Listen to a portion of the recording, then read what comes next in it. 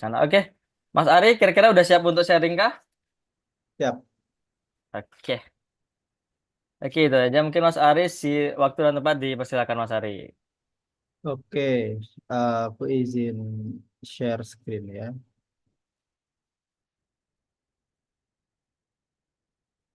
Oke, kalau semisal nggak kelihatan screennya, minta tolong confirm aja ya. Ya. Oke, Assalamualaikum warahmatullahi wabarakatuh. Eh, Terima kasih buat teman-teman Fix Hero buat invitasinya, buat apa ya, sharing session di community. Nah, kali ini kita mau bahas ya mungkin tips sederhana dari aku. Gimana sih aku ngedapetin beberapa project atau mungkin salah satu yang sekarang itu bisa dapat full time kerjaan di agensi luar gitu ya lewat eksplorasi dribble. Nah, sekarang eh, alhamdulillah aku keterima di Right Customer. Teman-teman bisa browsing. Right Customer itu kurang lebih seperti agensi digital marketing, tapi dia juga ada satu divisi web design eh, buat ningkatin conversion rate. Jadi buat klien-klien yang dia punya website, tapi websitenya tuh udah jadul, udah old school gitu ya. Dia mau ningkatin performa websitenya, itu bisa ke situ. Kemudian atau dia belum punya website sama sekali atau landing page gitu. Di sini aku udah kurang lebih akhir November kemarin dapat offering.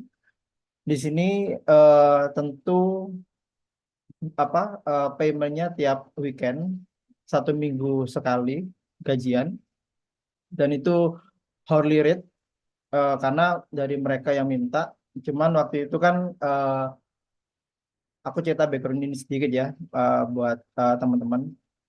Hourly rateku sebetulnya kan $25 per jam ya. Tapi kemudian nego-nego dari mereka agak keberatan. Akhirnya di angka 20 per eh, jam gitu. Jadi kerjaannya berdasarkan jam tentu. Kalau semisal dalam 1 minggu dia nggak ada pekerjaan atau lagi sepi ya berarti otomatis nggak gajian gitu intinya. Sebelumnya juga aku kerja di Mekari di Jakarta. Ya dia punya banyak produk lah ya. Salah satu yang aku handle dulu itu Talenta sama Mas Fikar juga kalau tahu gitu. Itu aja sih kalau dari perkenalan dari aku. Semua pekerjaanku yang dari luar 90%-nya datang dari dribble, teman-teman. Nah, yang kita bahas pada pagi hari ini ada 5 sih sebetulnya ya. Kenapa masih pakai dribble? Kemudian aku bakal share beberapa project yang datang dari dribble. Kemudian gimana sih cara memulai karir as a UI UX designer di dribble ya khususnya dan bisa dapat first client lah ya buat yang teman-teman di sini yang pemula mungkin ya. Terus yang kemudian yang keempat itu dengan perkembangan teknologi yang sekarang ada BART, ada ChatGPT. Nah, itu gimana sih cara aku buat memanfaatkan teknologi tersebut buat proses kreatif aku gitu. Kemudian yang terakhir nanti eh, kita mau buat desain yang stand out, yang kira-kira berpotensi dapat exposure lah dari klien calon klien gitu ya di dribble gitu.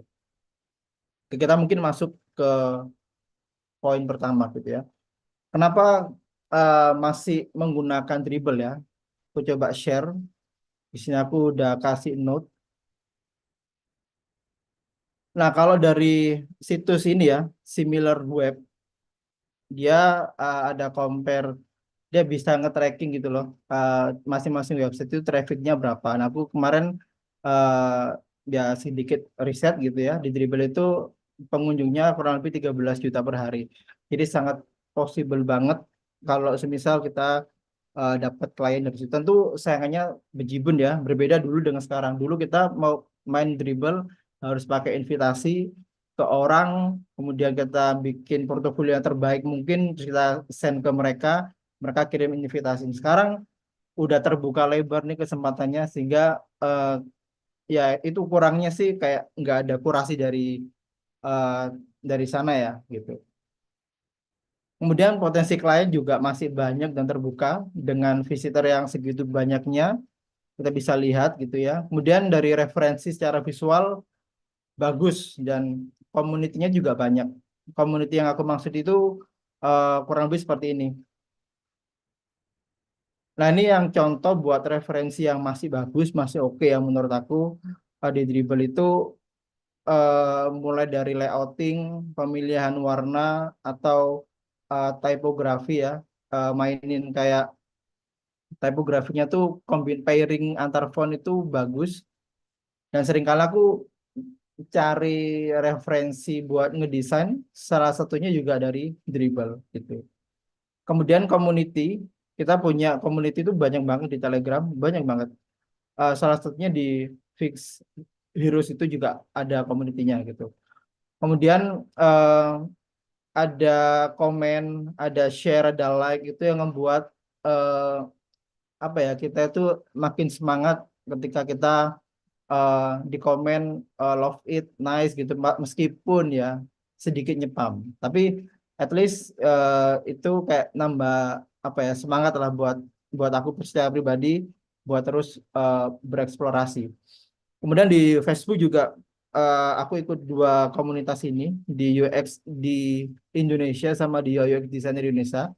Jadi setiap kali aku ngepost satu dribble gitu ya, satu postingan di shot di dribble, aku pasti eh, ada dua sih kemungkinan ya.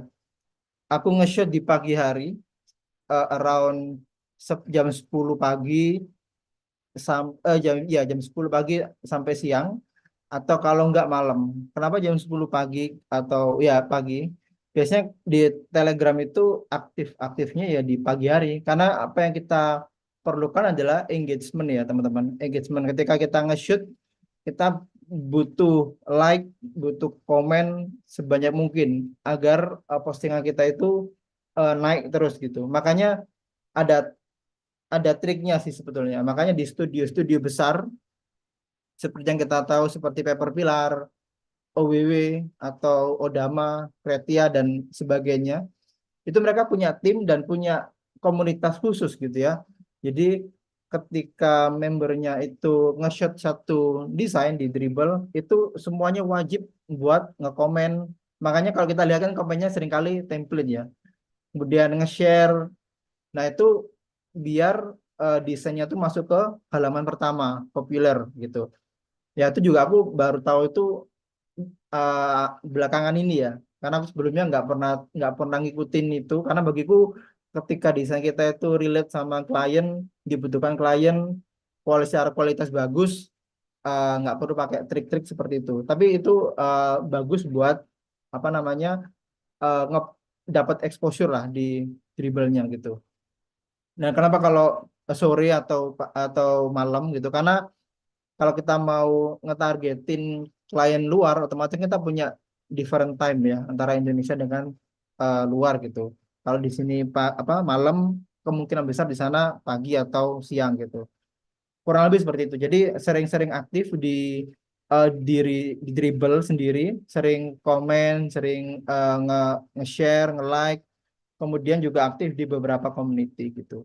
Nah, kenapa yang kedua adalah potensi klien masih banyak dan terbuka itu terbukti dari aku sendiri. Ini beberapa aku screenshot dari Dribble. Ada yang dia ngasih pekerjaan full time, ada yang sekedar apa one time gitu ya. Dan di apa ini proyek-proyek yang pernah aku kerjakan dan yang paling besar itu aku pernah ditawarin sekitar $10.000. Nah, itu bisa ya teman-teman hitung sendiri. Waktu itu ini tuh aku ngerjain project real estate agent di daerah San Francisco, US gitu ya. Itu tahun 2021 gitu ya. Nah, pada saat itu ini adalah klien kedua aku. Aku nggak berani ngambil dengan budget segitu. Akhirnya aku nego-nego-nego. Akhirnya waktu itu deal di angka 5.000. Di angka $5.000 dan proyeknya udah selesai dan sekarang sudah live websitenya. Ini di rushhome.com. Jadi teman-teman bisa browsing juga.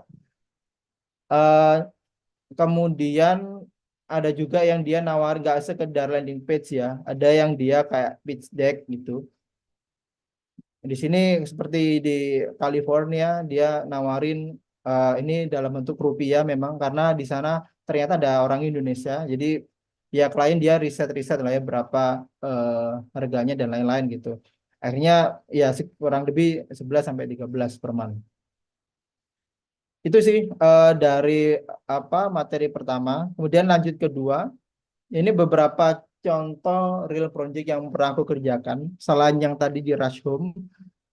Nah, ini dari eh, dribble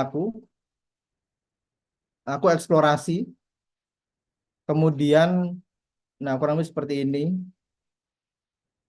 Aku post, aku upload, kemudian ada eh, klien yang tertarik menggunakan desain tersebut. Akhirnya eh, kita deal ini, bentar.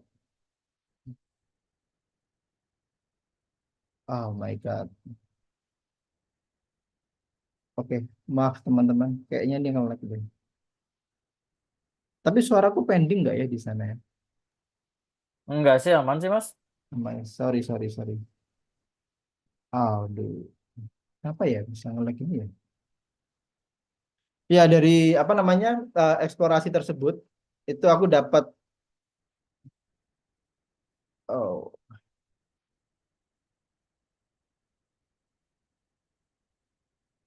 itu tuh sebentar aku coba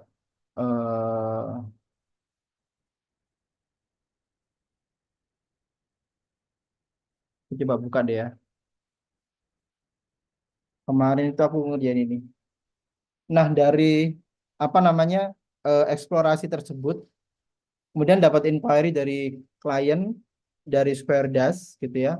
Dia butuh satu halaman ya satu halaman ini aja sih referral program dan dia tertarik menggunakan desain yang aku bikin eksplorasi tadi gitu sehingga ya apa ya kalau aku boleh bilang sih iseng-iseng berhadiah karena udah nggak mikir lagi dari klien udah cocok udah sesuai tinggal nge-adjust beberapa font warna doang gitu ya sama masukin konten-kontennya secara desain mereka udah oke gitu. Itu yang pertama. Kedua itu aku juga pernah dapat yang ini dari klien Malaysia. Ini produk kecantikan. Dia bilang sendiri, aku dari Dribble. Aku apa ya? Maksudnya dapat referensi dari Dribble itu yang ini ya, teman-teman. Eh, Nah, ini dari Pixel Skin ini dari klien itu eh, kayak dia berselancar di Dribble, terus dia masukin keyword ke tentang ya kayak kecantikan, beauty dan itu makanya tagging itu sangat berpengaruh. Tagging-tagging seperti ini sangat berpengaruh. Kemudian dia lihat desain aku gitu. Dan ketika dia ngelihat desain aku, dia submit inquiry dan dia tertarik buat kolaborasi dengan aku. Akhirnya deal dan sekarang websitenya sudah live seperti ini. Nah, meskipun ini desainnya baru ya, nggak kayak apa sebelumnya, jadi benar-benar dari eksplorasi jadi real website gitu. Tapi kalau ini emang benar-benar dia menemukan desainku yang di Dribble, kemudian dia request sesuai dengan guideline-nya mereka gitu. Kemudian juga ini sih dari eksplorasi ini, nah ini dari Rush Home ini akhirnya deal juga dibikin satu website, tapi ini belum live kayaknya ya. Eh Upscale lah ini. Ini harusnya masih belum live, masih on development.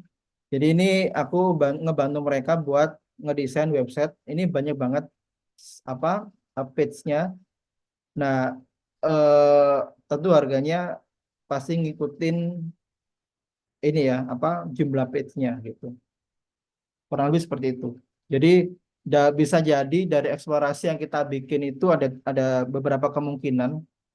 Seperti ini partner bros.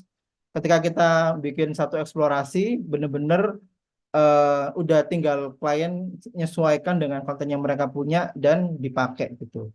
Ada juga yang kedua dan ketiga itu yang tadi seperti yang properti, real estate sama yang kecantikan tadi. Dari klien punya punya problem, dia punya kebutuhan buat bikin satu website tentang kecantikan atau tentang real estate tadi. Akhirnya dia searching di Dribble, dia memasukkan tagging-tagging tertentu dan ketemulah dengan desain yang aku bikin gitu. Akhirnya dia kontak dan deal. Alhamdulillahnya seperti itu. Nah, kemudian yang selanjutnya adalah bagaimana cara memulai karir di Dribble ya. Seperti yang kita ketahui, di Dribble itu kita bisa as a team dan juga as a personal. Kalau saran dari aku, memang ketika kita mau memulai karir di Dribble, sebisa mungkin cari intern di maksud maksud aku gabung di eh, studio-studio yang dia sudah besar ya, seperti Paper Pilar, OWW Studio, Painting atau Odama dan lain-lain. Yang dia eh, secara tim udah besar, secara nama di dribble juga sudah oke. Sehingga sehingga ketika kita join pada tim tersebut kita udah tahu nih cara kerjanya gimana, kemudian brainstormingnya seperti apa, cara handle klien, cara nge-approach klien, kita tahu gitu. Terus tips and triknya seperti apa gitu. Itu bisa dipertimbangkan sih kalau misalkan kalau kita pemula, kita mau belajar, ya kita bisa apply di gabung lah ya, join di studio-studio yang punya nama gitu. Dan juga semisal di di studio-studio besar itu dia kan selalu masuk di populer gitu ya, di populer. Nah, itu kesempatan kita buat akun kita itu grow, ya itu bisa bisa dari situ juga gitu. Sejujurnya aku nggak pernah join di studio manapun ya, teman-teman. Eh, aku memang merintis dari awal, nggak join studio. Justru aku sama teman-temanku sendiri yang bikin Hypocrite Studio. Jadi itu cuman apa ya? Kalau bisa, sebisa mungkin dimanfaatkan ya. Ketika ada kesempatan, ada yang studio A bikin intern atau buka lowongan, itu sebisa mungkin kita approach mereka gitu. Sehingga kita punya chance buat growth akun kita di Dribble. As a personal bisa, tapi memang apa ya effortnya cukup tinggi karena eh ya apa ya ya kita ngelakuin semua itu sendiri gitu. Kita nge-research sendiri, kita brainstorming sendiri. Berbeda ketika kita gabung di satu studio, di situ pasti ada tim. Kita udah disediain tema yang lagi populer seperti ini gitu ya, yang lagi dibutuhin market seperti ini, sehingga kita bisa ngikutin dari apa yang mereka eh, mau gitu. Kurang lebih seperti itu. Kalau dari aku biasanya ketika nge-shoot dribble itu ada tiga sih ya. Eh, Pertama itu kita nge-shoot dribble itu berdasarkan market ya. Apa yang sedang populer di dribble. Misalkan yang lagi populer di dribble seperti yang tahun lalu kayak NFT, itu sebisa mungkin secepat mungkin kita bikin satu eksplorasi terkait NFT gitu. Itu lagi on demand gitu. Atau kayak yang kemarin di Apple Spatial ini apa UI gitu, itu juga bisa diikutin. Jadi kita nge-shot eksplorasi berdasarkan apa yang lagi hype di market saat ini gitu. Kalau sekarang kan lagi musimnya yang linear-linear, pakai bento di beberapa section gitu. Ya, itu setiap kali kita nge-shot dribble, usahakan kita bisa pakai style yang sedang apa hype di market saat ini. Kedua itu by accident. Kalau dari aku biasanya by accident itu maksudnya ketika aku eh, mendapatkan satu, biasanya aku research ya, nyari-nyari website-website yang sekiranya menurut aku eh, kurang secara desain, secara layoutnya juga kurang. Nah itu aku coba bantu buat nge-revamp. Dari situ hasil apa hasil revamp itu aku upload. Itu yang aku namakan by accident. Jadi berdasarkan apa yang kita temukan di lapangan gitu. Dan itu juga bisa jadi potensial apa ya approach ke klien sih. Tapi aku masih belum belum pernah dapat sejujurnya. Tapi aku melakukan hal itu. Ketika misal aku kemarin itu bikin satu eksplorasi satu full web, bukan full, ya full satu full halaman ya homepage gitu ya. Itu kalau nggak salah itu logistik Kamajaya kalau nggak salah ya. Nah itu aku bikin satu eksplorasi semisal Kamajaya kemarin. Coba yang Kamajaya ya, logistik. Nah, secara website kan seperti ini aja nih. Sayang banget, padahal Kamajaya ini adalah perusahaan logistik yang terkemuka gitu. Nah, akhirnya aku ada inisiatif buat gimana kalau aku nge-redesign, nge-revamp Kamajaya logistik ini gitu. Nah, dari situ eh, apa namanya? Hasilnya bakal aku email ke teman ke Kamajayanya. Gimana cara dapetin email atau kontak atau apa di LinkedIn, teman-teman. Di LinkedIn serta aja di misalkan di perusahaan company A gitu ya. Kemudian kita cari di bagian tab di LinkedIn ada tab, ada perusahaan, ada tentang, ada di tab orang itu kita cari kayak semisal tim teknisnya, CTO-nya atau apa gitu ya. Ya random aja sih kalau menurut aku ya. Namanya juga usaha kan ya. Hanya di situ aku email atau aku approach di LinkedIn dalam bentuk study case. Jadi nggak melulu desain desain dari desain jelek ke desain yang agak bagusan gitu. Tapi kita juga kasih reason kenapa desain kenapa kok butuh di revamp gitu. Masalahnya di mana dan lain-lain. Ya itu kita tahu dari mana ya. Tentu dari asumsi ya. Asumsi kita apa cocokkan dengan apa namanya prinsipal desain dan juga apa eh, struktur-struktur yang memang dibutuhkan gitu untuk gimana sih cara nge-grab klien ketika dia visit ke satu website itu apa yang paling penting ditampilkan di halaman pertama gitu ya. Semisal oh headline-nya itu harus lebih menonjol, lebih menjual, ada clear CTA, kemudian kita kasih semacam apa ya social proof kayak lu apa company-company mana aja yang sudah mempercayakan pengirimannya kepada kami atau kasih testimonial gitu itu hal-hal seperti itu yang mungkin dari mereka belum kepikir dan kita as a designer bisa ngebantu mereka eh, ya mungkin bukan menyelesaikan masalah cuman kayak ngebantu mereka buat oh ini loh ada cara lebih baik baik buat website website mereka gitu itu sih kemudian lakukan personal branding ini sangat-sangat penting teman-teman. Jadi gimana cara klien atau calon klien itu tahu kita ini desainer kalau kita nggak pernah nulis, nggak pernah nge-shoot, nggak dribble, atau karya kita nggak terkenal lah ibaratnya. Kita emang ibaratnya ya budak corporate banget gitu ya. Kita ya yang desainer dari 9 to 5, kemudian kita ya udah kita bekerja di satu company aja gitu. Akibatnya orang-orang di luar sana atau klien atau calon klien itu nggak tahu padahal potensi kita tuh besar gitu ya. Personal branding bisa dilakukan di banyak platform. eh Bisa dari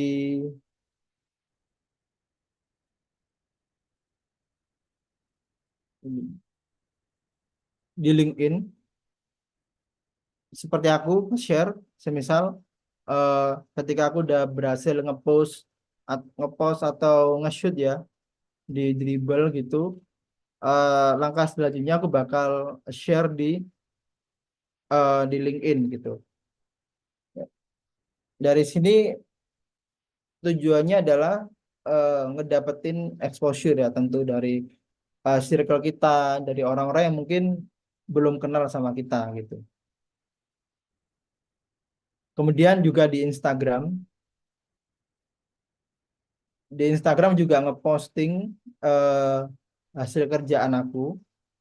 Makanya ketika eh, aku sudah ya kan tadi masuk dribble, selanjutnya adalah kita nge-share di Telegram, di community-community, kita share, kita cari feedback, kita cari engagement di sana.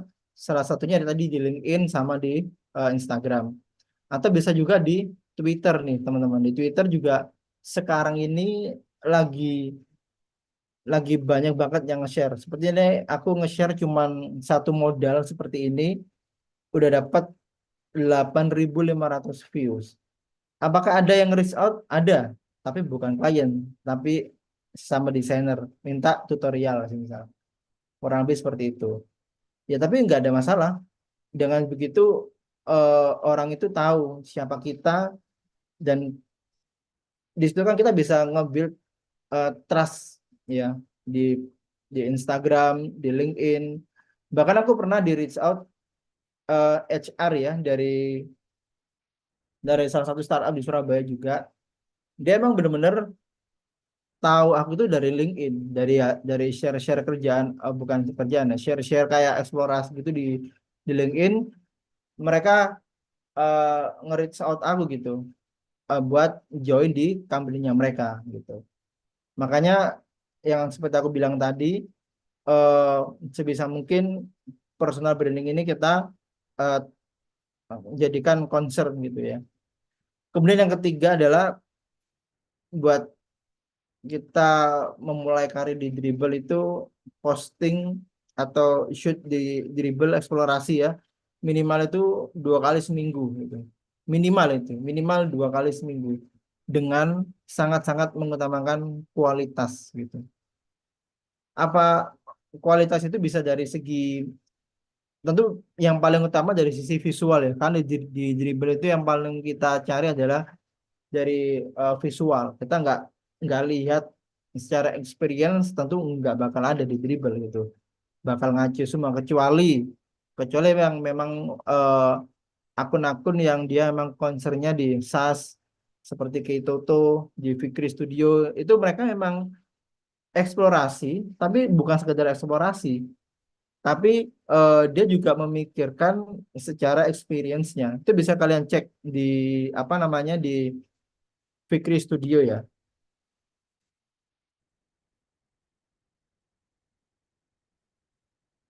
Jadi memang dia brandingnya adalah SaaS gitu ya, SaaS design service gitu. Jadi ketika dia ngupload pun itu dia punya cerita. Seperti ini, dia dashboard, dia kasih study case-nya di websitenya mereka gitu. Nah ini menurut aku ya luar biasa sih, karena emang dia si Fikri ini udah lama dan punya banyak tim. Dia ada ngasih challenge, ngasih solution, kemudian ya kayak guideline dan lain-lain, sampai ada set map-nya juga. Maksudnya tuh niat banget buat hanya sekedar eksplorasi itu. Tapi kalau sekedar eh, eksplorasi yang buat nggak ngasah ya craftsmanship kita, ya udah tinggal bikin aja seperti ya yang lebih atraktif lah gitulah ibaratnya. Tapi sekali lagi bukan berarti nggak bisa di-develop gitu. Aku kurang setuju kalau ada orang yang bilang itu desain di dribble itu nggak bisa di-develop. Nah, itu perlu di diklarifikasi tuh. Harusnya semua eksplorasi itu masih bisa di-develop. Tergantung siapa yang mau ke-develop gitu. Kemudian lanjut yang di slide berikutnya adalah, nah ini buat yang tadi kan kita mulai karir. lakukan itu secara konsisten, dan yang kedua itu buat ngedapetin klien pertama di dribble itu ya tadi seperti aku bilang tadi ya, buat desain sesuai market saat ini. Gimana cara kita tahu kondisi market saat ini? Tentu kita bisa lihat di populer, di dribble ya. Kita bisa pilih di tab web design. Nah, di sini kita bisa melihat rata-rata yang populer itu stylenya seperti apa. Kemudian tema apa yang mereka pakai gitu ya. Kemudian warna-warna apa yang kalau warna sih masih debatable ya, tapi antara style sama tema ya. Seperti dashboard. Nah, ini dashboard apa nih? Oh, tentang kesehatan. Atau mungkin secara style kurang lebih seperti ini gitu. Nah, itu yang sebelum kita melakukan proses eksplorasi, saran dari aku sih lebih banyak, bukan lebih banyak ya. Maksudnya lakukan semacam mini research lah ya sebelum kita melakukan proses eksplorasi tersebut gitu. Apa yang lagi high demand di dribble, style apa yang lagi hype di dribble. Nah, itu mungkin kita bisa apa namanya lihat dari sini gitu. Atau sekarang itu yang lagi hype itu kalau kalian tahu yang namanya August ya. Kalau di Twitter tuh dia eh, salah satu desainer website nomor satu ya. Aku pernah lihat di Twitternya siapa gitu dia ngepost gitu. Itu dia yang ngebuat ini kalau dari teman-teman ada yang tahu Outkit. Nah, website-website seperti ini yang linear-linear ini yang lagi on demand banget. Kemudian seperti Alkin, apa namanya dark mode gitu. Kemudian banyak banget sih harusnya ya.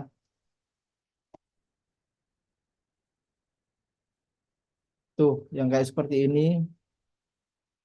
Nah, ini style-style bento. Ini yang bikin pertama kali adalah Apple. Apple udah duluan dengan versi yang lebih minimalis gitu. Tapi seminimalis minimalisnya desain Apple tetap menurut aku ya itu keren sih. Nah, seperti ini.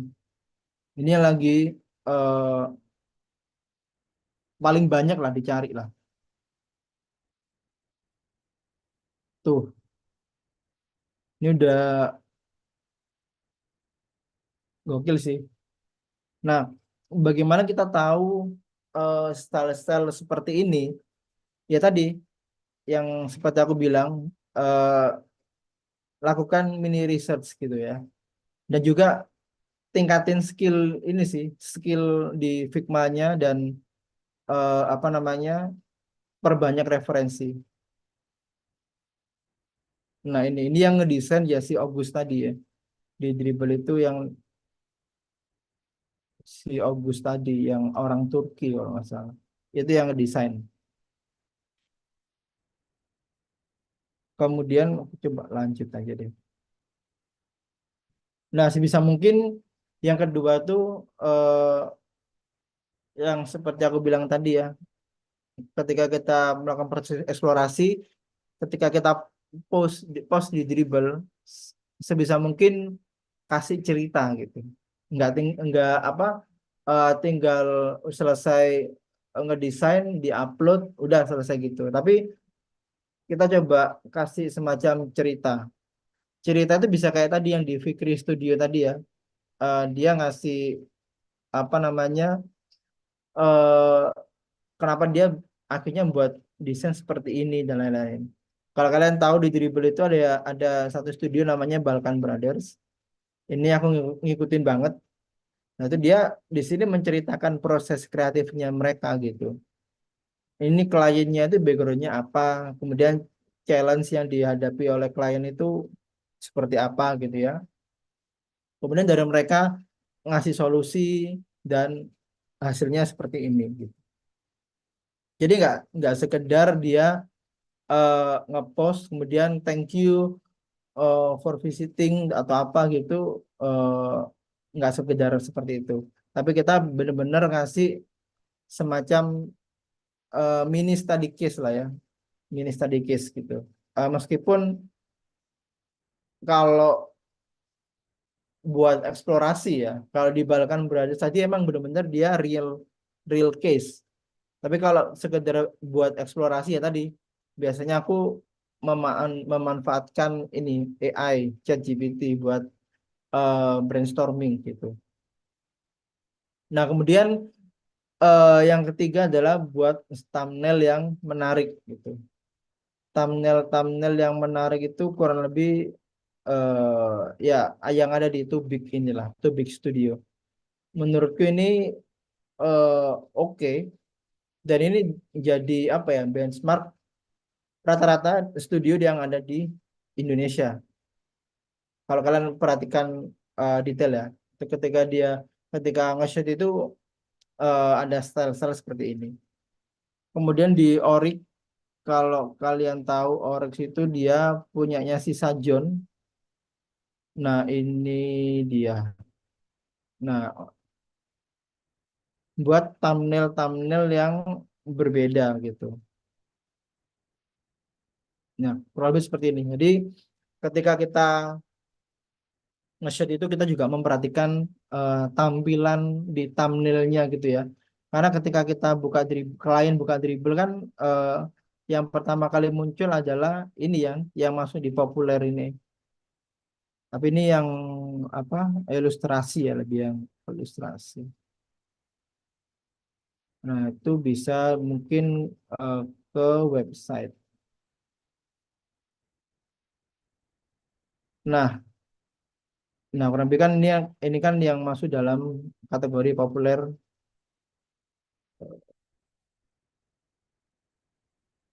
Sekarang itu kalau klien itu mau nge-submit inquiry, dia harus bayar dulu, teman-teman. Berbeda kalau sebelumnya ya, tahun-tahun sebelumnya itu dia bisa nge-spam gitu. Makanya akhir-akhir ini inquiry di Dribble itu agak turun.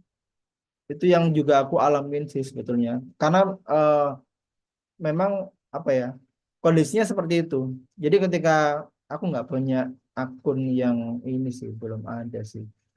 Kalau kalian perhatikan, bentar, bisa ini enggak ya?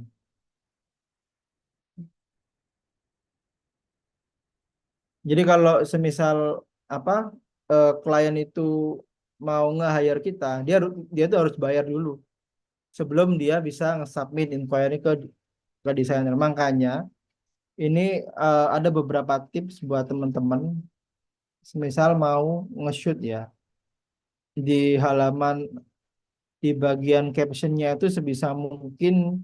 Nah, itu mereka udah kasih CTA gitu ya. Nah, ini nih. Biasanya tuh ini ditaruh di paling atas. Jadi dia bisa langsung nge-email. Dan ini juga clickable kan ya. Ketika diklik dia bakal langsung ngarah ke email. Daripada si klien inquiry-nya di via Dribble gitu.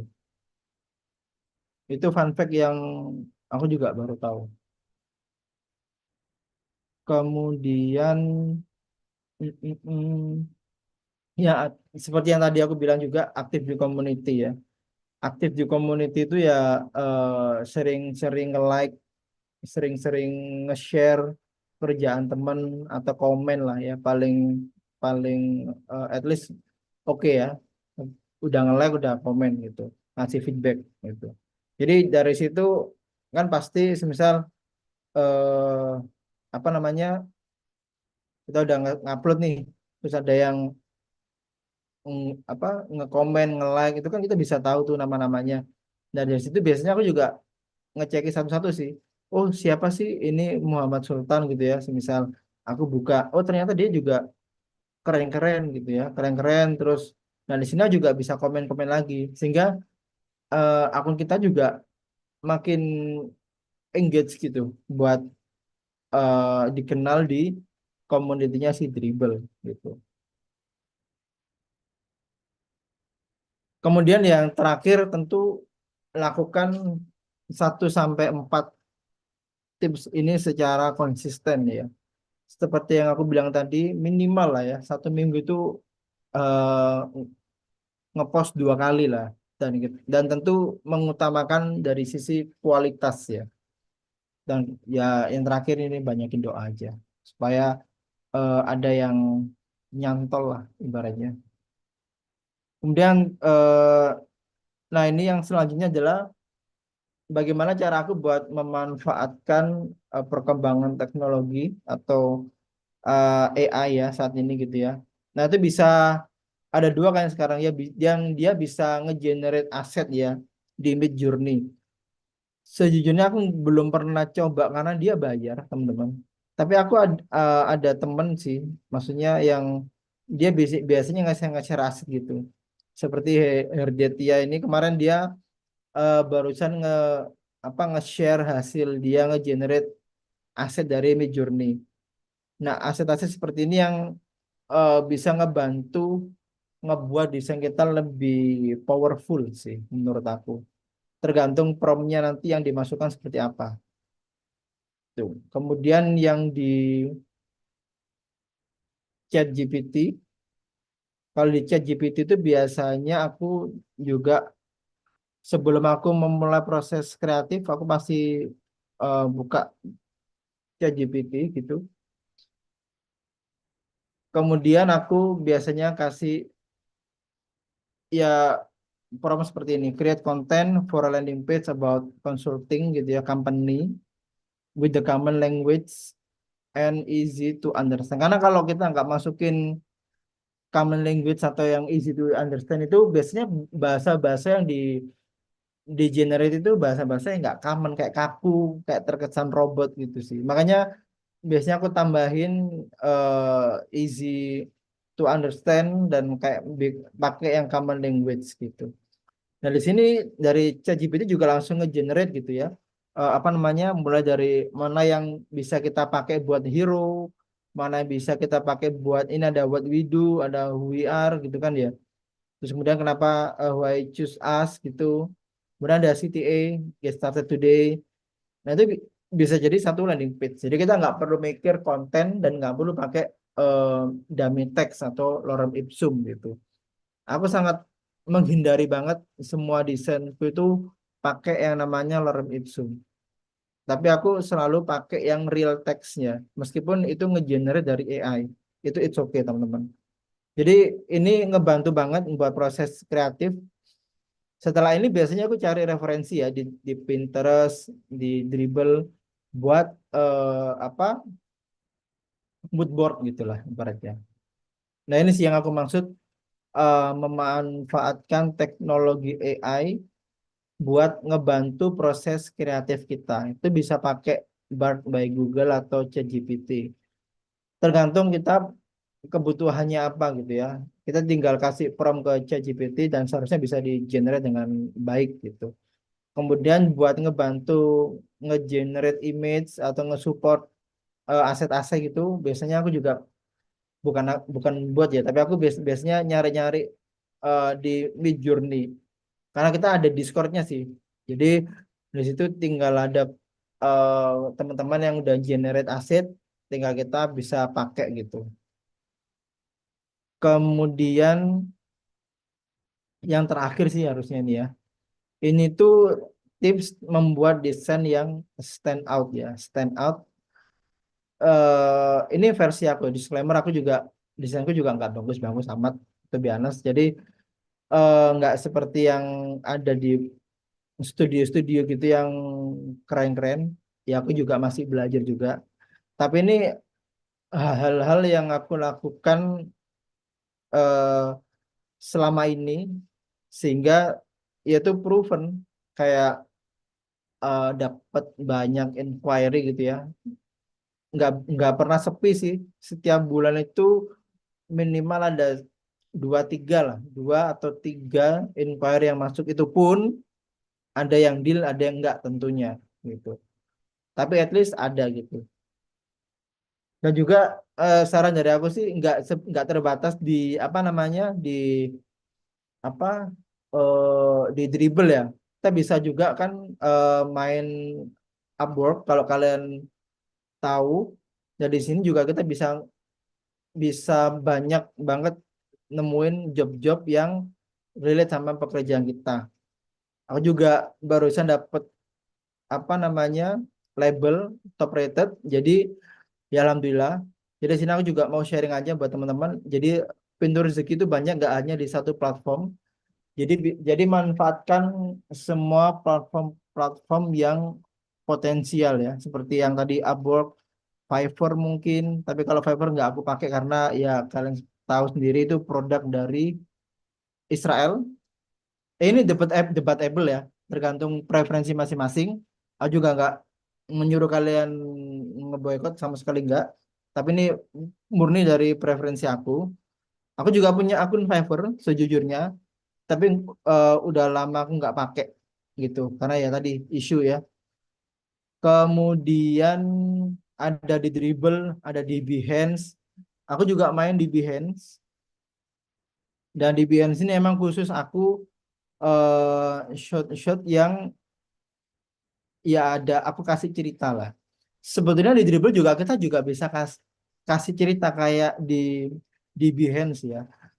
Tapi entah kenapa secara UI, secara experience, mungkin aku lebih banyak interaksi di Dribble ya, sehingga aku ngerasa di Dribble itu lebih easy to use, lebih gampang buat make gitu. Tapi kalau di Behance ini ya secara engagement itu sulit teman-teman. Aku juga nggak tahu cara main di Dribble di Behance gitu ya. Gimana cara supaya engagement kita itu naik dan lain-lain. Intinya sih itu sih ya, manfaatkan aja semua platform yang ada gitu. Nah, lanjut ya. Ini tadi introduction aja. Ini apa? eh Cara aku buat eksplorasi, pertama aku tentukan tema dulu. Semisal aku mau buat tema traveling, aku cari referensi website apa yang eh relate sama kategori traveling gitu ya. Aku biasanya kumpulin di satu mood board gitu. Aku apa bikin listnya, semisal apa booking.com, kemudian tiket.com, Traveloka, kemudian trip advisory dan lain-lain gitu ya. Nah, di sini aku biasanya inspect kayak semisal booking.com. Nah, aku lihat di sini secara apa arsitekturnya seperti apa, information arsitekturnya seperti apa. Ada taggingnya nih. Tagging ini buat memilih kita mau pakai apa, ada akomodasi penerbangan, ada penerbangan plus hotel atau sewa mobil dan lain-lain. Kemudian apa aja sih yang ada di Hero? Kalau di traveling kan biasanya apa ya, main CTA-nya adalah dia pilih ya kayak ini ya. Makanya dia di sini pakai ada outline kuning ya. Ini ya kemungkinan buat biar lebih stand out aja CTA-nya ini. Makanya dia kebanyakan ditaruh di paling awal seperti tiket.com semisal. Tuh dia pasti di awal sini ada kategori pesawat, hotel dan lain-lain gitu. Kemudian kayak di Traveloka, kenapa di Translate? Nah, di Traveloka juga sama. Dia malah seperti ini ya, padat sekali gitu. CTA-nya gitu. Nah, dari situ aku biasanya screenshot buat ternyata ketika kita mau ngebuat satu eksplorasi tentang traveling gitu, yang dibutuhkan itu ada CTA, ada background yang mengesankan itu benar-benar kayak pengen liburan. Tapi emang itu tergantung sih, kayak di booking.com itu emang nggak ada ya. Dia emang backgroundnya dark blue gitu ya, lebih nonjolin di sisi copywritingnya gitu. Baru di bawah-bawahnya ini kita kasih suggestion mau liburan kemana. Berbeda dengan dua dua platform lainnya seperti Tiket dan Traveloka. Dia emang benar-benar kasih background yang mengesankan eh, traveling ya, seperti di di gunung. Nah juga di gunung juga kurang tahu sih kenapa di gunung ya. Ya itu tergantung, mungkin ada reason terkhusus lah ya. Kemudian cara yang kedua adalah kita mulai membuat mood board ya. Nah, ketika kita udah menentukan tema nih, kita buat tema traveling, kita udah research, kita udah benchmark dua atau tiga real atau live website gitu ya, seperti Booking, Tiket sama Traveloka. Dari situ goalsnya adalah kita pengen tahu secara structure itu seperti apa gitu. Karena seperti yang aku bilang sebelumnya, ketika kita nge-shoot satu eksplorasi, usahakan emang bener-bener yang relate gitu. Nggak sebisa kita buat eksplorasi tentang traveling, tapi di awal itu nggak ada CTA yang seperti yang tadi kita lihat gitu di tiga platform tersebut. CTA-nya justru yang di paling bawah atau di paling tengah gitu ya. Itu kan keliru kan ya, kurang tepat lah ibaratnya. Nah, itu yang membuat seharusnya tuh kita harus memikirkan hal-hal yang sedemikian rupa gitu, biar biar apa? Biar kita juga ngelatih baik secara visual maupun creative thinking kita juga, critical thinking lah ya, critical thinking kita juga main di situ. Oh ternyata ketika kita mau liburan, cari hotel, cari atau akomodasi, tentu ya kita nggak perlu repot-repot lagi sampai scroll ke bawah gitu. Cukup di above the fold kita bisa tahu di mana kita bisa mesen tanggal, mesen tempat dan lain-lain. Jadi itu juga perlu dipikirkan sih. Kemudian bikin mood board. Biasanya aku cari referensi di Dribble ya pertama ya. Di Dribble biasanya aku di searching ini, aku langsung go with ini traveling ya, traveling. Itu dia udah langsung nge-suggest semua eh, desain-desain tentang traveling. Nah, kurang lebih seperti ini. Nah, ini pun nggak usah terlalu banyak. Saran aku cuma dua atau tiga lah ya. Nah, itu tujuannya itu apa? Biasanya aku pertama, oh ini dari hero-nya kurang gitu ya. Tapi dari sisi apa eh card-cardnya oke nih. Nah, ini bisa aku ambil. Jadi tinggal mix and match aja gitu. Oh, kemudian di eksplorasi yang kedua, oh ini aku suka banget nih sama hero-nya gitu. Nah, hero-nya ini bisa kita pakai. Hero pakai referensi dari A gitu. Kemudian footer kita mau kita nggak mau nih pakai footer yang biasa-biasa aja. Kita mau bikin footer yang nggak biasa gitu ya. Nah, itu bisa cari referensi sendiri gitu. Itu yang biasanya aku sebut mood board ya. Jadi mulai dari warna, mulai dari eh, section-section tertentu yang kita mau improve, kita mau bikin. Nah, kemudian dieksekusi desain dan membuat thumbnail sama deskripsi yang rilis sama kita. Aku kemarin sudah ngebuat satu eksplorasi kurang lebih seperti ini teman-teman, tentang traveling ya. Jadi ini pertama kita buat satu, harusnya ini udah ada ininya ya. Aku kemarin tuh nyari referensinya di sini karena nggak cukup banyak waktu ya kemarin. Jadi tinggal nyari satu sih. Awesome. Nah ini. Aku kurang lebih ngikutin style yang ada di Awesome ini ya. Mana sih ya? Ntar. Nah, kurang lebih seperti inilah ya. Eksplorasi-eksplorasinya sih. Jadi di sini aku pertama bikin frame 1440, kemudian yang kedua aku terbiasa pakai grid. Tapi grid ini debatable juga. Ada yang pakai, ada yang enggak. Tapi kalau aku biasanya pakai sih buat alat bantu aja. Karena juga shortcutnya kan juga gampang banget kan, tinggal hide and show aja. Kemudian aku define gridnya, biasanya aku pakai grid 12 stretch, kemudian pakai 80 sama gutternya 20. Kemudian tinggal bikin shape seperti ini sih.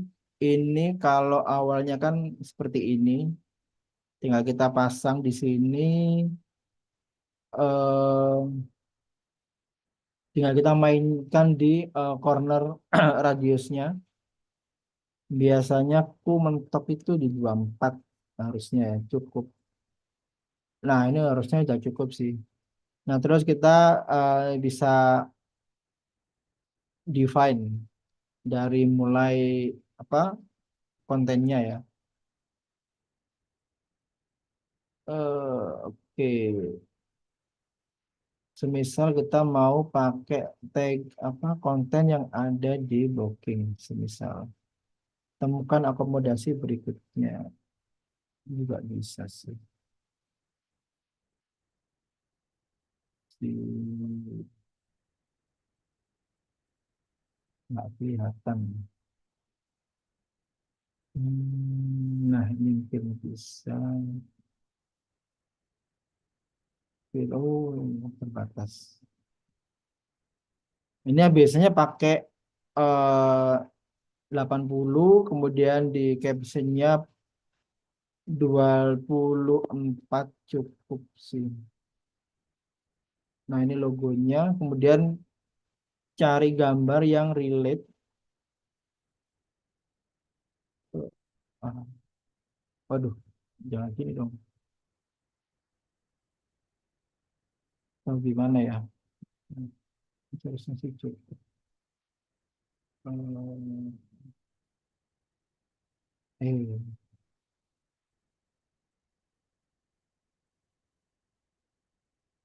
ini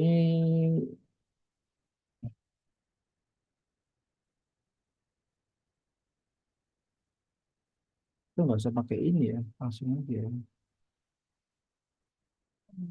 Berarti ini pakai satu.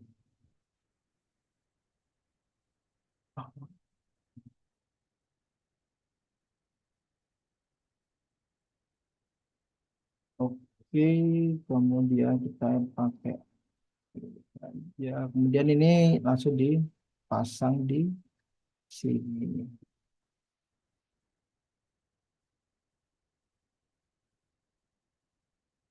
Ya, kurang lebih seperti itu sih proses pembuatannya ya. Jadinya kurang lebih seperti ini. Tinggal kita mainin aja. Ini bisa dibolak-balik seperti ini, asal di apa sesuaikan aja dengan gambarnya ya. Aku kemarin tuh pakai ini, kemudian di sini.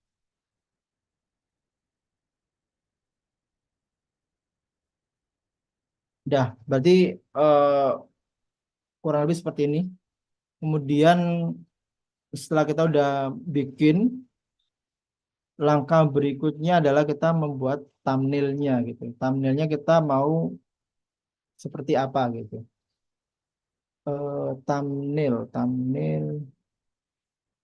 yang stand out itu biasanya sih,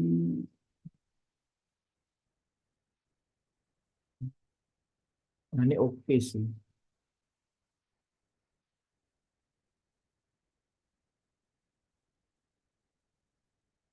Ya, berarti tinggal thumbnail aja sih. Thumbnail dan disiapkan aja nanti ketika kita mau ngepost satu posting di Dribble, captionnya seperti apa gitu. Yap, harusnya itu aja karena waktunya juga terbatas. Ada sesi tanya tanya jawab juga.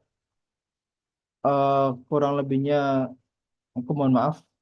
Thank you guys. Mungkin ada teman-teman yang mau tanya, aku kembalikan lagi ke moderator.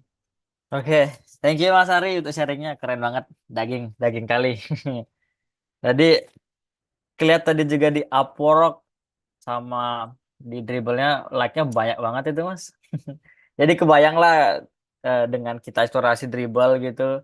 Jadi bisa dapat peluang untuk tawaran full time project atau freelance guys. Jadi mungkin teman-teman yang nonton hari ini, yang hadir hari ini, jadi boleh tuh jadi motivasi teman-teman untuk lebih eksplorasi, manfaatin personal brandingnya, explore juga dribblenya juga, dan tetap pahamin tips-tips yang tadi dikasih sama Mas Ari tadi kayak contoh thumbnailnya harus gimana juga kan, terus bikin desain yang sesuai market juga, terus konsisten tadi itu penting juga tuh yang dibilang 2 minggu, dua kali seminggu tuh. Dan ya jujur kalau aku sendiri sih eksplorasi dribble nggak serutin itu sih Mas. Jadi karena Mas Ari ngomong kayak gitu dan nunjukin tadi upwork dan dribblenya, kayaknya mulai termotivasi nih untuk bikin sesuai kuantitas yang Mas Ari buat sih gitu sih guys.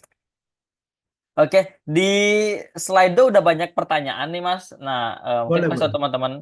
Nah, teman-teman tadi juga di awal aku sudah sempat ngasih tahu teman-teman gitu. Mungkin ada yang baru join juga. Jadi teman-teman, Mas Ari ngasih ada sedikit hadiah nih dari Mas Ari buat teman-teman yang ngasih pertanyaan yang menarik gitu buat Mas Ari gitu. Pertanyaan yang menarik hari ini bakal dapat uang sebesar 50.000 per orang gitu. Jadi hari ini bakal ada 3 orang yang beruntung. Yang pertanyaannya menarik bakal dapat 50.000 masing-masing dari Mas Ari guys gitu. Jadi nanti pertanyaannya bakal Mas Ari pilih nih. Siapa yang menurut Mas Ari pertanyaannya oke, itu nanti yang bakal dikasih tuh rewardnya sama Mas Ari gitu. So thankful buat Mas Ari hari ini. Jadi buat teman-teman silakan yang masih ada pertanyaan tulis dulu di Slido-nya guys ya. Oh, udah ada 10 pertanyaan situ Mas. Mas udah dapat linknya kan Mas ya? Ya, sudah, sudah, sudah. Oke. Tapi kayak sebelum sebelum itu mau nanya dulu sih. Boleh, boleh. Atau kasih kesempatan teman-teman lewat on mic dulu kali Mas. Siapa tahu ada yang mau nanya lewat on mic gitu. Jadi itu mungkin orang pertama yang dapetin 50.000-nya gimana Mas? Boleh, boleh. Oke. Oke teman-teman, mungkin yang udah ada yang nanyain lewat Slido tapi mau nanya lewat on mic langsung, dipersilahkan. Orang pertama yang nanya lewat on mic dapat 50.000 pertamanya guys. Silahkan, dipersilahkan guys. Ayo, Raisen, Raisen, nggak ada yang mau Raisen kah? Ini yang udah nanya di Slido boleh nanya lewat on mic langsung kok. Ini kayak Kak Mia, Kak Esya, si Paling, Mas Edi, Anonymous ada 2 nih. Ada 2. Mas Haris. Ini kalau nanya lewat on mic langsung dapat 50.000 langsung nih guys. Gimana nih? Silakan. Ada nggak nih yang on mic? Oh, Mas Oktora, silakan Mas Oktora. Tadi siapa duluan? Oktora atau Mia duluan ya? Aku Ya kak, nggak ada. Siapa duluan tadi ya? nggak tahu kak kayak Oke, gini Mas Ari, kalau gitu 2 orang pertamanya Mas Oktora sama Kak Mia berarti ya, nanti lagi satu yang dari Slido berarti Mas Ari ya. Boleh, boleh. Boleh. Oke, silahkan. Habis Mas Oktora langsung ke Kak Mia habis ini ya. Silakan Kak Oktora pertanyaannya. Oke, jadi perkenalkan nama saya Oktor Wibisono, mau tanya bang, ini kalau misalnya kita itu mau bikin portofolio di Dribble itu, wait wait wait, kalau menurut Mas Ari untuk menarik klien saat freelance di Dribble, misal dari segi portofolio, apakah proyek demi kita harus mengikuti tren desain di setiap masa atau tahun, tidak setiap masa lalu apa yang kedua, yang opsi kedua itu tahun tetap mempertahankan style desain yang bisa dipakai kapanpun. Jadi maksudnya tuh portofolionya kita itu desainnya itu harus yang tren di masa yang kita saat ini apa kayak klasik gitu. Jadi biar nggak basi gitu mas. Iya. Eh, Terima kasih pertanyaannya. Menarik. Ya. Kalau menurut aku ada dua sih ya. Kita mau nge-apply apa namanya, nge-apply di satu company atau kita mau sekedar buat eh, menarik calon klien ya. Ini pengalaman sih. Kalau kita nge-apply di satu company ya, company kayak misal startup-startup di Indo atau di luar gitu ya, khususnya itu tentu kita nggak bakal bisa cuman nge-share link Dribble. Itu pasti nggak bakal bisa sejago apapun ya. Karena yang dibutuhkan di company adalah proses kreatif kita, critical thinking kita. Jadi makanya portofolio itu kalau kita mau nge-apply di satu startup, di satu company, eh, selain kita tonjolkan dari sisi visual, ke dribble-able-nya gitu ya. Kemudian kita juga support di ceritanya sih, Mas Oktora. Ini aku alami sendiri dulu waktu interview di salah satu startup di Indo. Itu tentu mereka bilang sendiri, eksplorasimu bagus banget gitu. Tapi kayaknya nggak bakal dipakai di sini gitu. Eh, jadi kita cuman pengen tahu gimana proses kamu mendesain eh, satu eksplorasi itu. Ya kayak tadi aku ceritakan, mulai dari research kecil-kecilan, menentukan tema, bikin mood board itu ketika eksplorasi. Kemudian ada juga yang namanya whiteboarding challenge gitu. Itu lebih susah lagi menurut aku karena di situ kita benar-benar diadu proses berpikir kita ya. Kita dikasih satu case, kemudian dalam waktu 1 sampai 1 jam biasa maksimal itu buat nge-solve problemnya itu. Jadi kita nggak bakal ada kesempatan buat ngedesain satu high fidelity, tapi syukur-syukur kalau kita bisa bikin satu wireframe itu jadi nilai plus. Jadi yang aku tekankan di sini, kita mau goals kita apa dulu? Kalau kita mau bikin satu portofolio buat nge-approach company atau startup yang kita mau approach gitu ya, saran aku selain dari dribble, tentu bikin satu study case yang proper gitu. Itu buat eh, apa ya? Buat buat biar mereka bisa menilai gitu. Oh, kita nggak hanya jago craftsmanship aja, tapi kita juga dari sisi user experience kita nguasain loh, kayak principle design, kayak oh rule-rulenya seperti apa, kita auto layout, komponen, desain sistem, pengetahuan tentang UI UX itu sendiri. Gitu sih Mas Oktora. Tapi kalau hanya sekedar buat narik calon klien, saran aku ngikutin tren yang lagi hype sekarang gitu. Entah dari tema maupun style ya, Mas Oktora. Sebenarnya kita lihat kan Oh, kayak tadi kan bisa dilihat style-style yang lagi hype kan kayak style di Apple Bento, kemudian di dark mode gitu dan linear-linear gitulah ibaratnya. Seperti itu sih Mas Oktora. Semoga menjawab ya. oke, oke. Siap, Bang. Makasih, Bang. Sama-sama. Oke, thank you pertanyaan dan jawabannya. Pertanyaan dari Mas Oktora dan jawabannya dari Mas Ari. Nanti untuk Oktora chat chat aku ya. Nanti untuk rewardnya aku bakal kirim. Lanjut untuk pertanyaan kedua Nanit. Ini tadi ada yang Raisen, ada Kak Mia. Kak Mia juga kebetulan dia udah nanya di Slido. Jadi boleh Kak Mia dipersilahkan. Silakan. Thank you Mas Idat, thank you Mas Ari buat materinya hari ini. Sangat inspirasi banget ya Mas, integratif. Oke, saya mau tanya sih Mas, ada beberapa pertanyaan.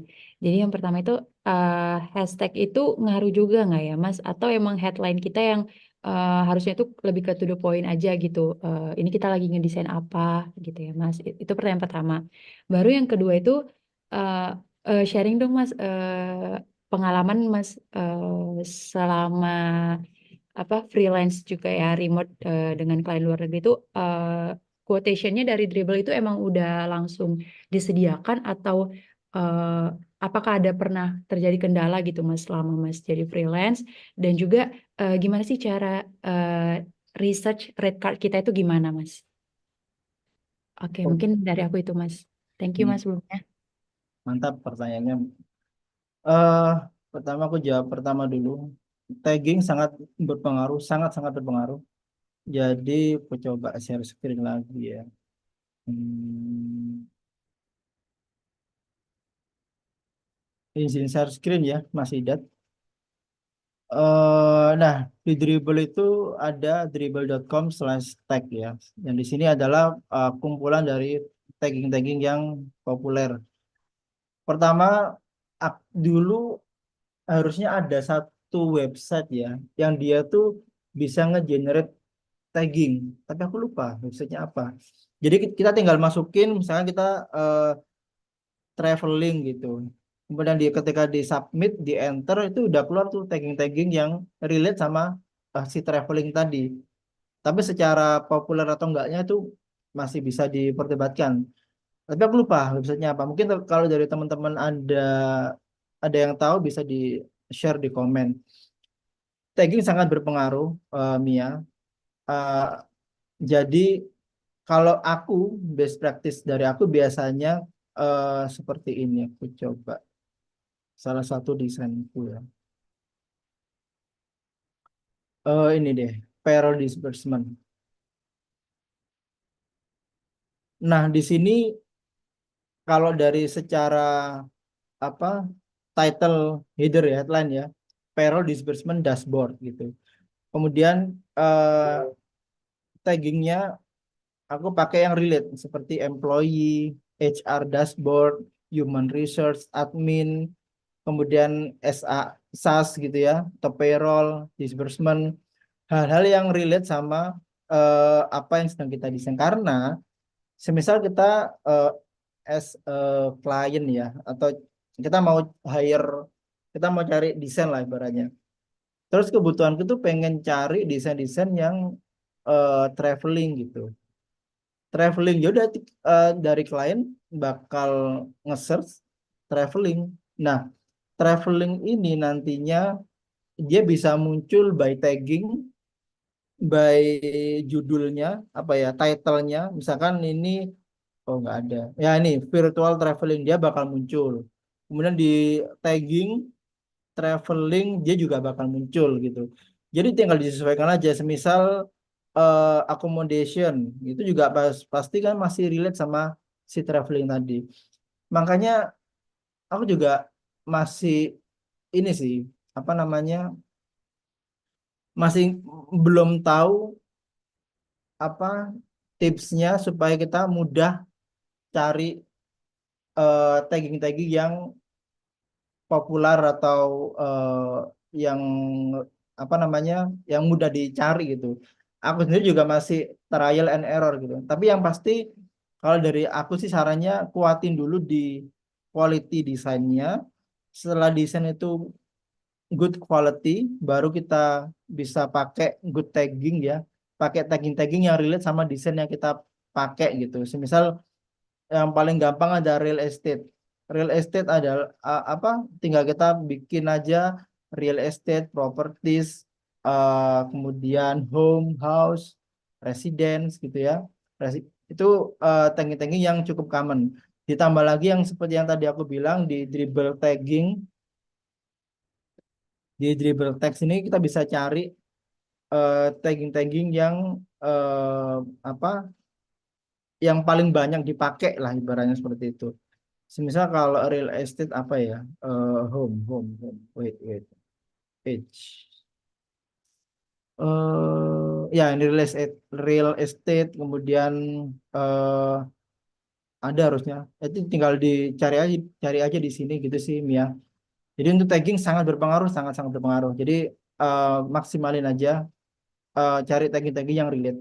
Kemudian yang kedua, eh aku nggak tahu ya di Dribble itu ada apa template quotation, setahu aku nggak ada. Jadi begitu klien itu apa kayak semisal mana ya, Dribble aku wait. Nah seperti ini ya. eh Dia cuman gini doang. Terus kita eh dia ngapproach saja via apa namanya, via tagging di komen aja. Nah seperti ini. Nah dia kan kebutuhannya dia ada satu desain buat apa, dia sebetulnya sudah punya desain. Ini desainnya itu masih bisa aku buka nggak ya? Bentar ya. SRI. Oh. Jadi cuma desain satu halaman aja sih. Ini aman di share, Mas? Aman lah. Oke. Nah, ini desainnya udah komplit sih, teman-teman. Jadi aku kemarin cuma bantu di desain ini aja di bagian auction and sales gitu ya. Cuman satu halaman ini doang, dan ini ya menurutku mudah banget karena kita disuruh cuman ngikutin apa komponen-komponen yang sudah ada gitu. Gitu. Jadi ya apa namanya? Kita bisa jelaskan di sini sih. Jadi aku bilang kalau ya aku sangat available buat ngerjain ini, dan kalau mau misalkan mau pakai Upwork, rateku segini per hournya. Nah dia interest dan lain-lain, terus dia ngasih brief, dan ya udah joinin apa, join di Slack, udah ngerjain gitu doang. Terus terkait apa namanya, rate ya, rate itu aku nggak pernah ada formula khusus sih, to be honest ya Mia. Jadi semisal dia, kalau ribet kliennya ya aku mesti pakai Upwork sih. Kalau di Upwork aku rateku segini per jam, $20 per jam. Dan aku bisa ngerjain ini estimasinya dalam 1 minggu. Ya udah berarti satu minggu, apa berarti 1 minggu itu berapa jam? Tinggal dikali aja gitu sih kalau dari aku ya. Tapi itu memang benar-benar pakai time tracking sih kalau aku pakai Hubstaff atau pakai yang Toggle. Oh, bukan Toggle, Toggle kalau nggak salah. Ya ada. Itu buat tracking system. Kalau landing page satu halaman, dan itu istilahnya apa ya? Ketika kita ngeklik menu langsung scroll ke bawah, ngeklik menu langsung scroll ke bawah, itu kan nggak perlu banyak page. Itu biasanya kalau dari aku under $500 sih. Kalau ini kalian luar ya, under $500 just desain aja gitu. Itu aku udah kasih dia eh, dua alternatif desain, unlimited revision, sama tablet mobile mobile version di bawah $500 tapi ya. Karena itu menurutku mudah banget, dan kita juga as a designer ya harus fair aja sih kalau menurut aku. Ya ada juga yang ngecharge di atas 500 juga ada, tapi aku ya kasihan aja, cuman desain seperti ini, desain cuman 2 3, ya 5 jam, 5 jam aja udah kelar. Ya udah nggak perlu mahal-mahal lah, ya udah yang penting udah deal, udah oke. Itu sih kalau dari aku sih Mia. Tapi kalau sampai kompleks seperti yang aku bilang tadi di remodeling tadi, yang seperti ini, oh, aku belum share screen ya, ntar ya. eh it- itu udah lebih dari $1.000. Ntar ya, aku coba cari yang aku bikin multi-quick nih. Aku coba share lagi, menjawab pertanyaan Mia terakhir. Nah ini, wait. Ini udah selesai sih harusnya. Nah kalau sebanyak ini, ya ini pasti aku ngecasnya lebih dari 500. Minimal di angka 750 lah. Karena ini pasti aku nyediain versi mobile sama versi tabletnya gitu. Kemudian bikin mini guide ya, desain sistemnya, kayak komponen-komponennya. Kemudian tergantung klien itu, ada yang dia tuh apa ya, agensi, kebanyakan kerjaan terus dilempar ke aku, otomatis dia minta aku sekalian sama di prototypingin gitu. Jadi tinggal aku kirim satu link, kemudian di-share ke mereka, mereka nge-share ke klien, udah clickable. Nah, biasanya sih gitu sih. Tapi ya tadi tergantung deal harganya sih, Mia. Kalau dari aku jujur nggak ada pakemnya, tergantung siapa kliennya dan dia kebutuhannya seperti apa. Itu sih Mia, semoga menjawab ya. Oke, menjawab Mas Ari. Yang penting juga harus yakin gitu ya Mas ya. Betul. Oke, thank you. Thank you Mia. Thank you jawabannya Mas Ari. Thank you pertanyaannya Kak Mia. Tapi berikutnya mungkin kita pindah ke penanya ketiga yang dapat reward di Slido Mas Ari ya. Ini Mas Maul udah angkat tangan nih, dia Iya. kecapean. Tapi abis dari Slido mungkin bisa ke Maul lagi sih setelah dapat orang yang dapat reward ketiga. Mungkin Mas Maul ya, nanti kita bakal ke Mas Maul pertanyaannya. Boleh ke pertanyaan Slido dulu deh Mas. Aku share screen deh ya. Hmm. Oke, kelihatan kan Mas ya? Oke, kelihatan. Oke, Mas untuk pertanyaan ketiga yang dapat reward 50 ribunya Mas Ari silahkan mau pilih yang mana Mas Ari? Mau yang Ya, dapat like terbanyak kah atau gimana terserah Mas. ya, ini temanku ini, Faris Muhtadi. Halo Mas Faris. Nah, ini kayaknya nggak usah deh. Dia udah ini Oh, udah oke. friendly ya. Mas Tapi Faris, cuman Mak. ini dengar-dengar algoritma dribble buat populer gak kacau, selain support buat populer juga kurang works, ada strategi lain biar impresi naik.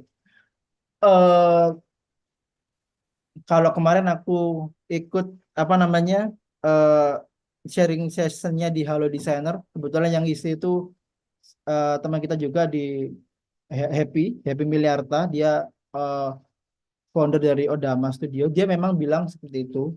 Semenjak Dribble itu redesign ya atau nge-revamp websitenya mereka. Jadi secara algoritma masih kurang kacau lah ibaratnya. Desain-desain yang kurang bahkan itu bisa masuk ke populer gitu. Kalau strategi lain tentu aku masih belum sampai sana sih, itu biasa Mas Faris.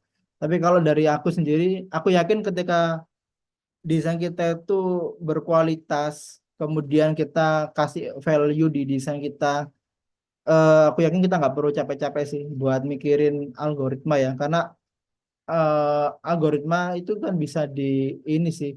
Kayak kemarin kan ada satu komunitas dribble Indonesia dulu banget.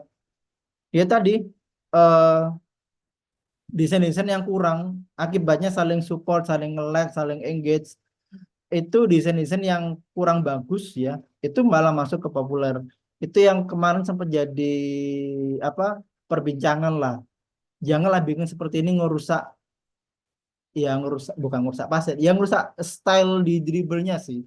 Jadi yang masuk ke populer justru orang apa desain-desain yang kurang dengan tujuan ya saling bantu, saling support, itu tentu bakal ngerusak community sih. Jadi kurang bagus dan aku setuju kalau itu udah. Tapi kalau emang desain itu bagus, seperti kan di studio-studio, dia punya best practice emang. Terutama studio-studio yang dia punya jumlah member yang banyak. Ketika dia nge-shoot satu dribble, semua, ya kan dia kan karyawan ya, karyawan suruh nge-like, suruh komen, dan lain-lain. Itu bagus sih, karena desainnya emang masih bagus, masih oke gitu. OWW gitu. Ya nggak ada yang meragukan lah ibaratnya. Tuh biasa aku belum ada jawaban Mas Haris kalau strateginya, tapi yang pasti ini aja sih, ya tadi kualitinya dijaga, kemudian kita kasih cerita, kita kasih value, ngikutin kebutuhan market saat ini aja sih Mas Haris, terus perbanyak di share di community. Itu aja, semoga menjawab. Terus yang ketiga ini nanti bisa diacak aja, aku serahin ke Nah, panitia, ke teman-teman Fix Zero aja ya Mas Idat ya. ya. Ini Terserah, ini berarti bisa by like, bisa by pertanyaan bagus, terserah, bebas. berarti ini Mas Faris nggak dapat nih temannya nih. Gak apa-apa, bebas, terserah, terserah. Oh, oke deh. Oke, lagi satu berarti random guys ya. Yang Oke. yang kedua ini apa ya? Ketika sudah Mas Elvan ya, ketika sudah dapat tema yang sesuai, gimana caranya supaya kita dapat aset pendukung? I see. Ya, ini juga penting sih. Ketika kita melakukan proses satu eksplorasi ya, gambar atau ilustrasi itu hal yang mendukung ya. Seperti yang kita lihat di Orely Studio. Di Orely Studio itu semua desainnya itu pasti pakai ilustrasi, dan ilustrasinya itu dia pakai sendiri, ngebuat sendiri. Sehingga harmoni gitu secara warna, konsep dan lain-lain itu bagus gitu. Tapi kalau kita bukan ilustrator ya, atau apa namanya, kita tadi bikin eksplorasi tentang traveling, ya kita coba aja cari di FreePic atau Shutterstock atau Unsplash, Pexel dan lain-lain, gambar-gambar yang menurut kita relate sama traveling. Semisal orang traveling kan harapannya pengen liburan ke tempat-tempat yang menarik, tempat-tempat yang menyenangkan, ya kita coba kasih apa cari gambar dengan keyword traveling, holiday, atau apalah gitu ya yang relate. Kemudian kita coba cari gambar-gambar yang bisa mendukung high res gitu, yang menyenangkan gitu.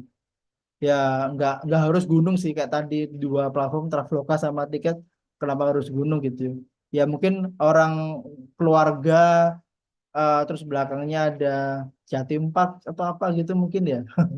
Ya itu mungkin bisa jadi referensi. Gitu sih Mas Elvan ya. Keywordnya mungkin bisa disesuaikan dengan kebutuhan website yang sedang kita kerjakan. Gitu. Semoga menjawab Mas Elvan. Oke, itu tadi pertanyaan dari Mas Elvan. Kalau sekarang kita pindah lagi nih Mas, yang tadi on mic ada Mas Maulana gimana Mas? Boleh, boleh. Mas, tadi berarti kita genepin kan kalau di poster kan sampai jam 11.30 selesai Mas. Ini kalau extend 30 menit lagi nggak masalah Mas? Nggak ada masalah sih. Nggak Oke. ada. Oke, berarti sampai jam 12 berarti Mas ya. Oke, kita coba dulu ke Mas Maul. Silakan Mas Maul. Tadi raise hand kan ya Mas Maul ya? Halo, halo, Oke, halo. silakan Suara Mas. saya kedengaran ya? Aman. Aman, Aman. aman. Oke.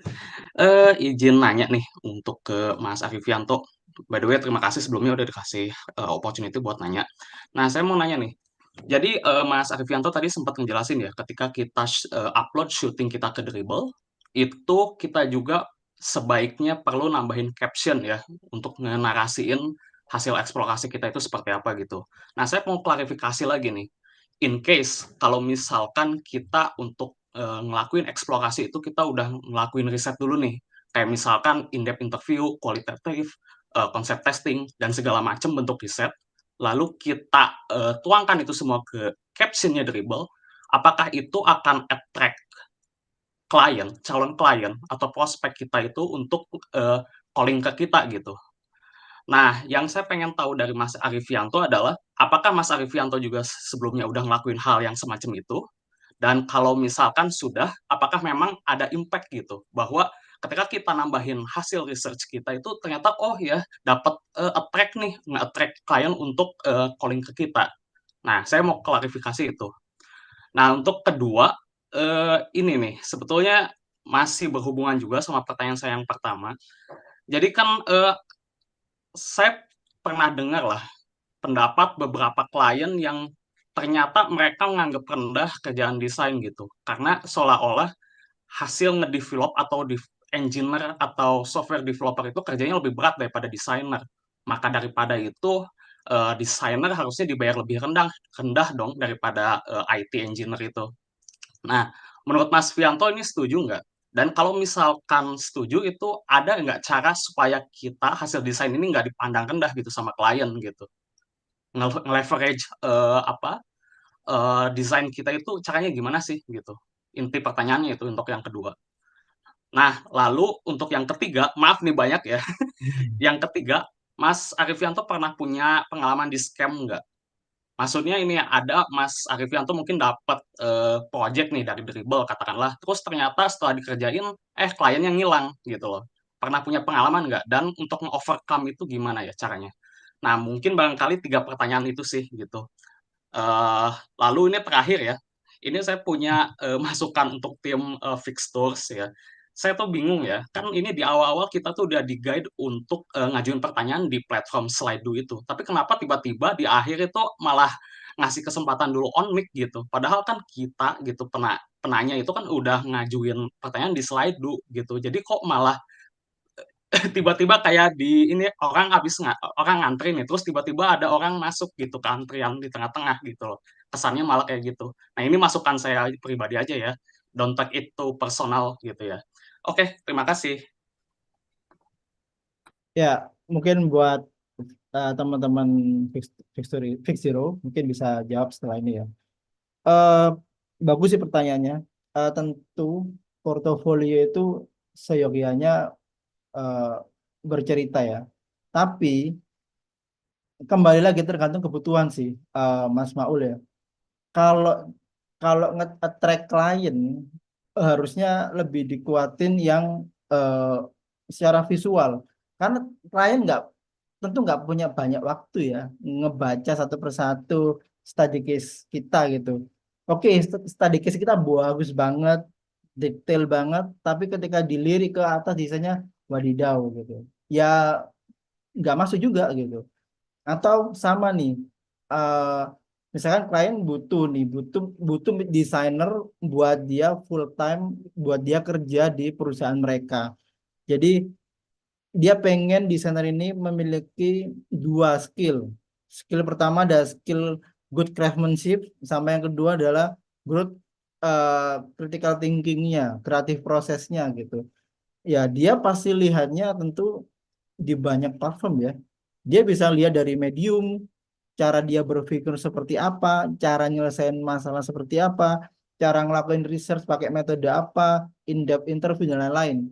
Itu pertama. Kemudian di Behance dia juga bisa, kan juga banyak di Behance kan terkenal dengan nggak sekedar kita ngepost satu desain satu doang hero gitu, tapi nggak bakal laku di Behance, tapi dia lebih ke seperti yang Fikri tadi lakukan gitu ya.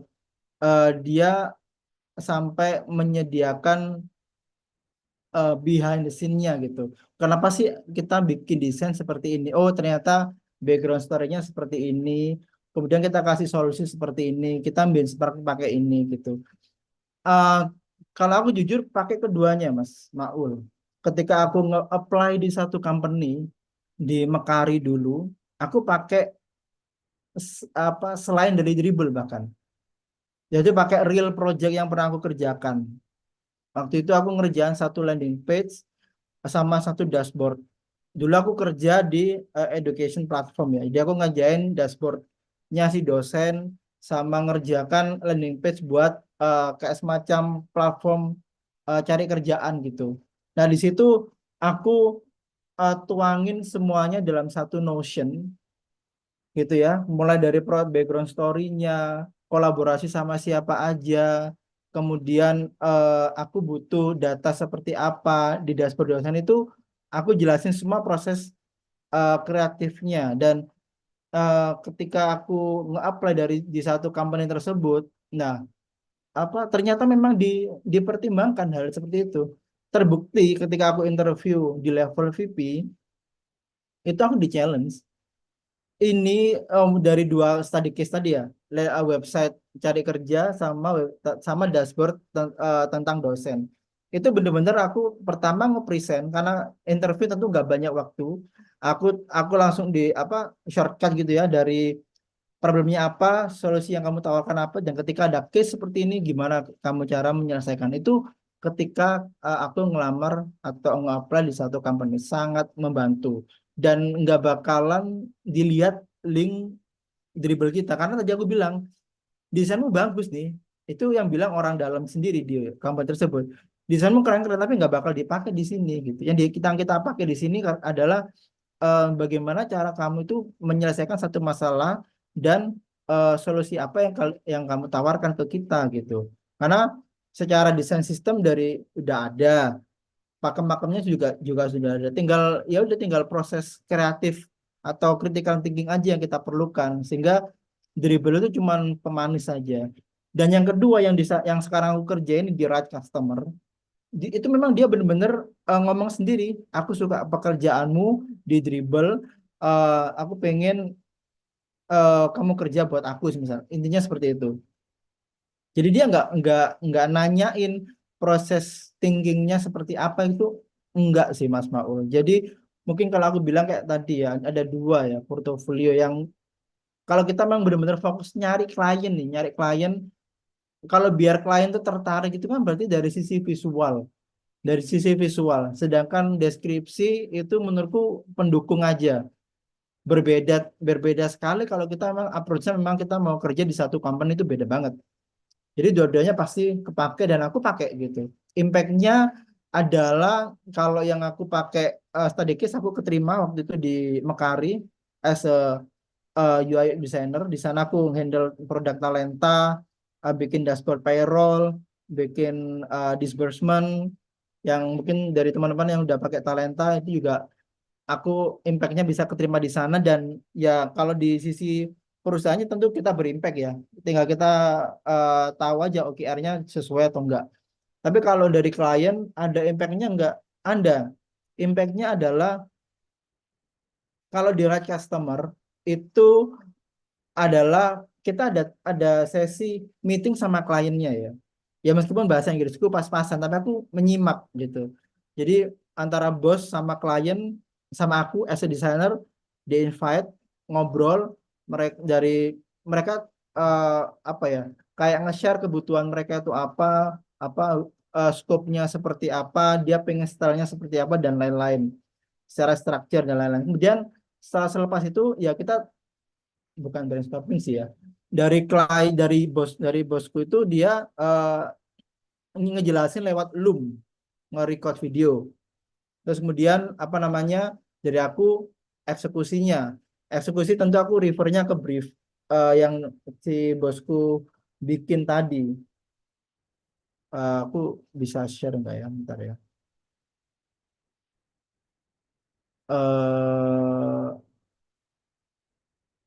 Iya, kurang aku harus nyari sih. Jadi intinya gitu sih Mas Maul, ada dua tipe portfolio seperti itu. Tergantung kita mau fokus kemana. Dua-duanya bagus dan dua-duanya bisa berimpact tergantung goals kita mau kemana. Kalau hanya sekedar mencari klien, kuatkan di sisi visual, deskripsi ya hanya sekedar pendukung tapi harus relate dan punya value. Kalau emang kita tujuannya buat nge-apply dari satu company, kita mau nge-reach out satu startup buat pakai jasa kita as a designer, ya tentu kita harus benar-benar mikirin dari sisi experience-nya juga. Kemudian terkait dev engineer dan lain-lain, aku setuju. Setuju dalam arti selama ini saya nggak pernah ada concern kalau bekerja di luar ya. Dalam arti serumit apapun desainku, mereka tetap masih bisa selama ini sih ya. Pengalamanku, aku juga nggak tahu pengalaman yang lain. Itu nggak pernah komplain terkait desainnya terlalu rumit, ini nggak bisa diimplement atau apa, itu nggak pernah gitu. Tapi ketika aku di satu company ini di Indo, itu kita benar-benar nggak bisa sama sekali explore sedemikian rupa gitu. Karena tentu kalau di company kita memperhitungkan uh, man week-nya, dalam arti apa ya, pasti punya timeline dari satu inisiatif itu, dia punya timeline. Kemudian dari company tersebut ada desain sistem, ya kita bisa leverage itu desain sistem tersebut gitu. Aku pernah desain di Mekar itu, desain yang nyeleneh ya, di luar dari pakem atau desain sistem yang mereka buat. Ya alhasil desainku ditolak mentah-mentah. Ya karena memang nyusahin developer gitu. Nyusahin dalam arti bukan berarti developernya nggak bisa nge-implement ya. Tapi ini benar-benar komponen baru dari UX engineer perlu ngebuat dulu, dari UX engineer baru dilempar ke front end, dari front end tinggal ngambil-ngambil di library. Jadi prosesnya terlalu panjang gitu loh Mas Maul. Jadi sehingga kenapa ditolaknya itu karena ya udah tinggal ngikutin pakem aja gitu. Desain sistem yang sudah ada. Kurang lebih seperti itu sih Mas Maul. Semoga menjawab lah.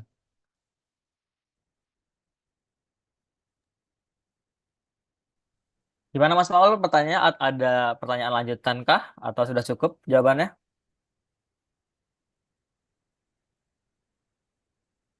Cukup Mas. Oke. Thank you pertanyaannya Mas Maul. Thank you jawabannya juga Mas Ari. Mengenai yang tadi mungkin Mas Maul dari Visuals Community, mohon maaf juga. Mungkin ini kesalahan dari aku dari MC ya, karena memang aku tadi posisinya sebagai MC itu pengen event hari ini tuh interaktif gitu. Jadi prioritasin orang yang on mic gitu. Tapi ini jadi masukan juga buat event ke depannya.